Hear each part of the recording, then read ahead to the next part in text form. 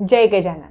जर तुमच्या कुंडलीमध्ये तुमच्या पत्रिकेत कोणी पितृदोष सांगितला असेल, भरपूरसे ॲस्ट्रोलॉजिस्ट ते सांगू शकत नाहीत, पण बरेचशांचा अभ्यास इतका तगडा असतो की ते सांगून देतात की तुम्हाला पितृदोष आहेत. माझे मिस्टर तर पितृदोष असला तो तुम्हाला त्रास कोणत्या पित्रांचा आहे, लेडीज आहे, जेंट्स आहे, कुठल्या तिथीला आहे, एवढेही सांगतात. मी ते बघत नाही, पण ते ते सांगतात. तर ते इतकंही सांगून जातात. जर असं असेल आणि तुम्हाला पितृदोष शांत करायचा असेल, आता पितृदोषमुळे काय प्रॉब्लेम्स होऊ शकतात? शुभ कार्य कुठलं घडत नाही सहसा करून. मुलं बाळ होण्यामध्ये प्रॉब्लेम्स येत असतात. जर तुम्हाला मुलं बाळ होण्यामध्ये प्रॉब्लेम येत असेल तर विचार करा की तुम्हाला पितृदोष हा असेलच.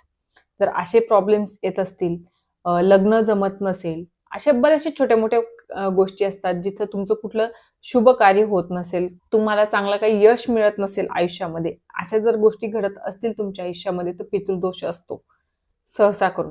आपलं कार्मिक बॅलन्सही महत्वाचं असतं, पण त्याचसोबत पितृदोषही असतो आणि त्यातल्या त्यात तुमच्या पित्रांनी कसे कर्म करून ठेवलेले आहेत याच्यावरही डिपेंड आहे.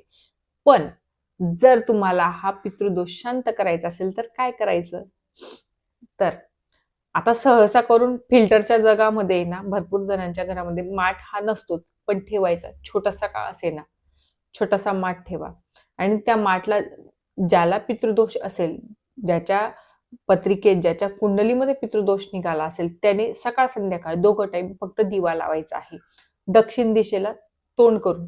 म्हणजे दिव्याची जी वात आहे ना तिचं तोंड दक्षिण दिशेला असलं पाहिजे, कारण दक्षिण दिशा ही पितरांची दिशा असते, म्हणजे यमाची दिशा असते. जसं आपण दिवाळीला यमदीप दान करतो त्याच प्रकारे ते त्याचसाठी केलं जातं. पण हे तुम्ही डेली करायचं आहे, जोपर्यंत तुमचं कुठलं काम सक्सेस होत नाही तोपर्यंत.